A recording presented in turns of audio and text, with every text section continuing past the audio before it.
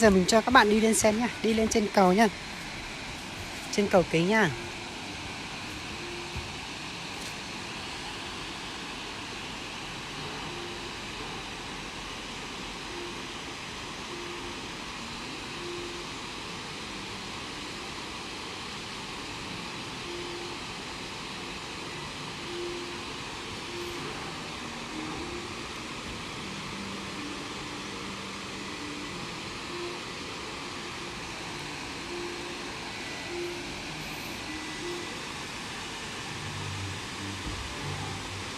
Nhá cho rõ thọ. Xin chào Tiến Long nhá. Giờ mình đưa các bạn đi lên trên cầu xem nhá, lên trên cầu xem cảm giác đứng ở trên cầu, ở trên một tấm kính ở độ cao xem các bạn cảm giác như thế nào nhá.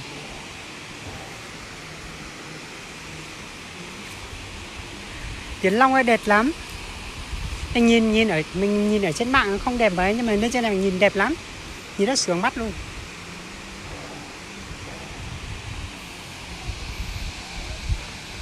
Đây cho các bạn đi lên trên cầu xem nhá.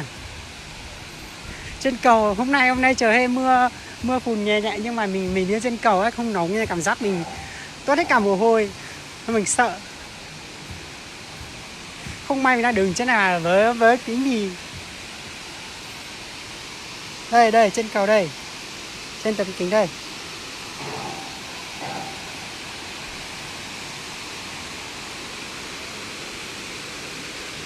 Đây các bạn đây này, đây.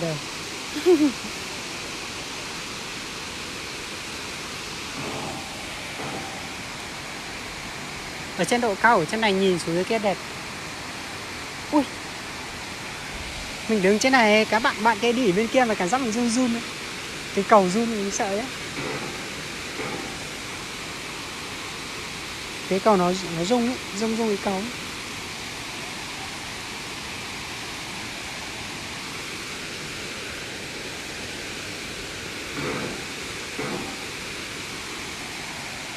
Bây giờ nhiều người đi rồi. Hôm nay mình đi một mình hơi buồn.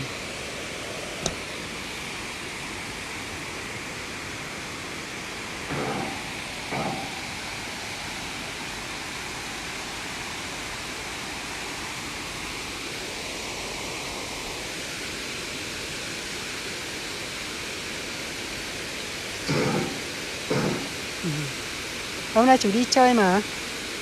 Không phải chủ đi chơi, chủ đi về. Đi về xong rồi chơi ở Mộc Châu. Đây sợ cao lắm. Đây độ cao ở trên này.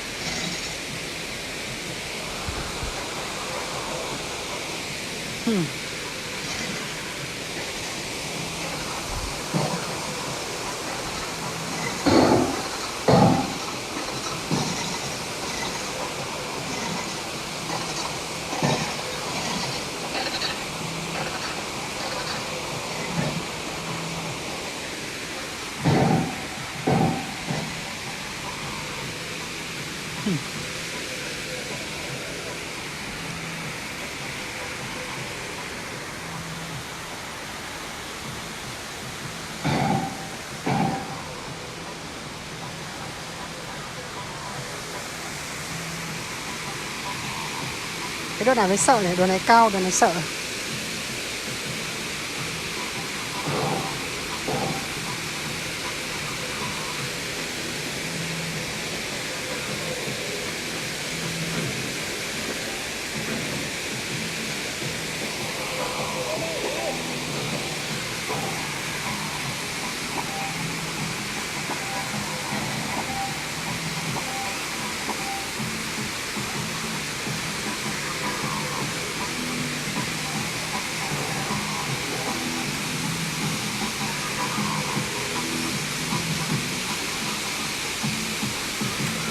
Xuống móng. Ở đây là ở Mộc Châu nha anh ơi. Anh xuống móng ơi, ở đây Mộc Châu nhá. Ở đây là ở cái thác Hải Yến ở Mộc Châu nhá. Cầu kính ở Mộc Châu, đây là cái cầu kính đầu tiên ở Việt Nam nhá. Cầu kính đầu tiên là mình về Việt Nam nhá.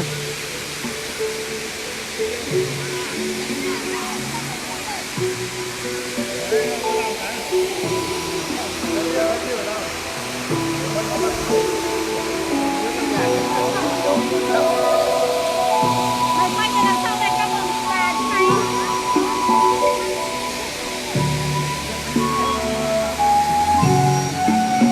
Có nhạc buồn ấy.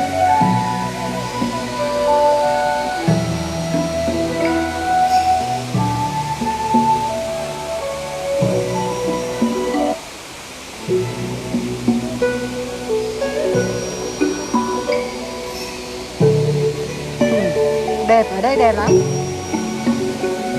Xem ở trên này không đẹp bằng thì mình bắt trực tiếp thì mình xem trực tiếp rất là đẹp đó anh ạ.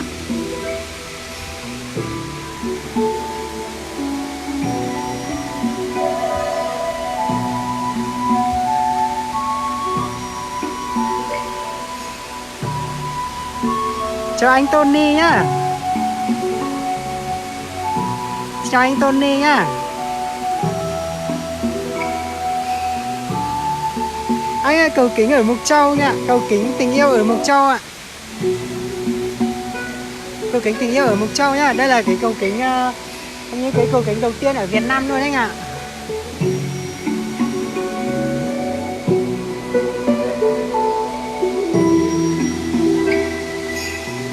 Cầu kính 5D nhá. Đây là cầu kính nó bảo cầu kính 5D ở Mộc Châu nha.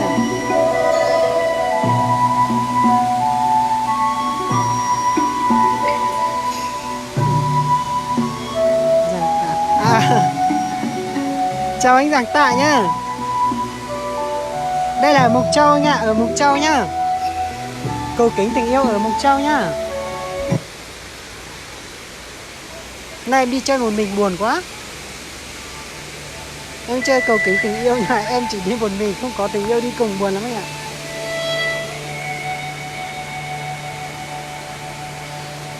Cái là cái đường vào nhá, cái đầu đường vào nhá.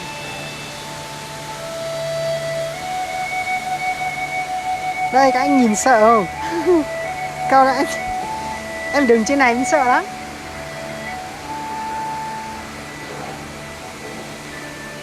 Không dám bước đi nhanh sợ trượt chân.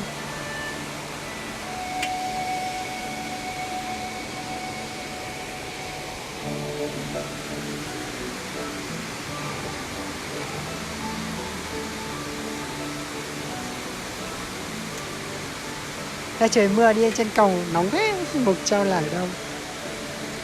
Mộc Châu là ở Sơn La anh ạ. Anh Tạ ơi. Anh Giảng Tạ ơi, Mộc Châu là ở Sơn La anh ạ. Mộc Châu là ở tỉnh Sơn La nhá, tỉnh Sơn La nhá, huyện Mộc Châu nhá. Ở đây có nhiều điểm du lịch rất là đẹp nhá.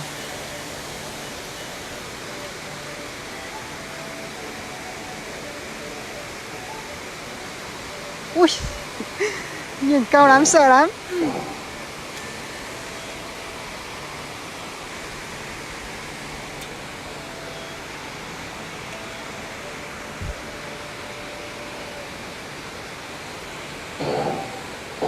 Anh Tạ quê ở đâu mà anh Tạ không biết? Ở Mộc Châu ấy.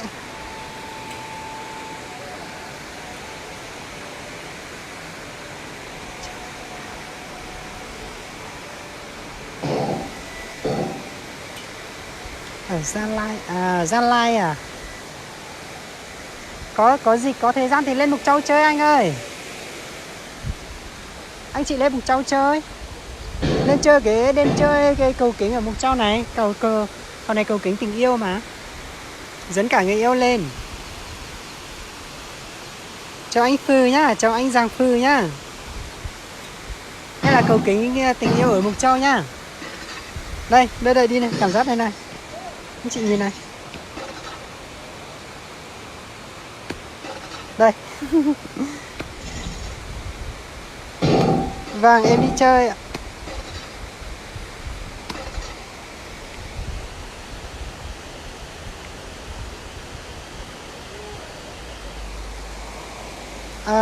nhớ xong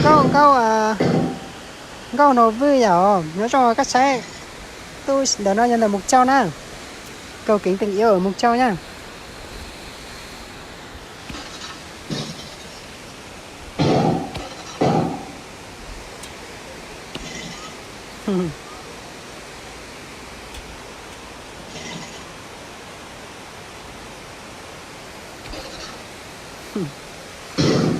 Đẹp anh ạ, đẹp anh Tạ. Đây đây.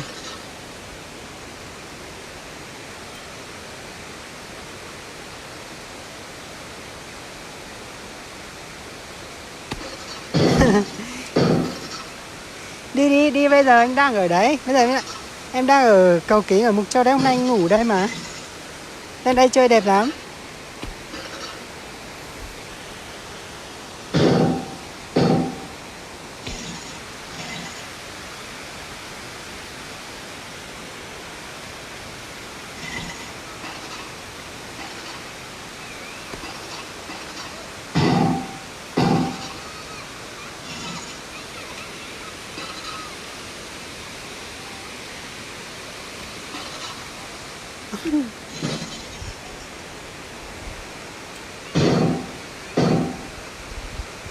Anh sợ mà anh có sợ độ cao không? Anh sợ độ cao là sợ đấy anh ạ.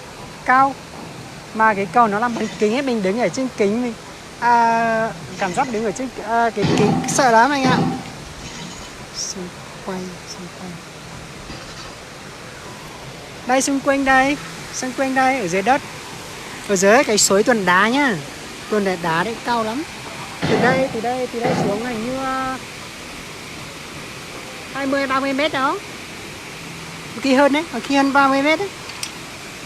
Đây ở dưới cái suối nước Tuần Đá.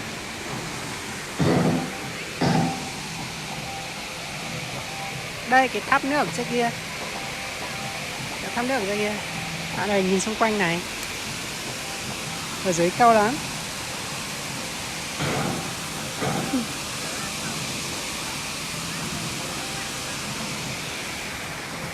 Lúc đầu vừa vứt chân vào sợ lắm, tuốt cả mồ hôi luôn.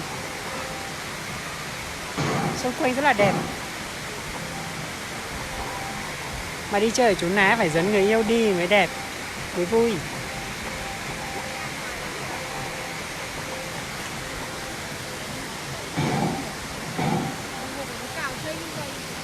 Đây xung quanh đây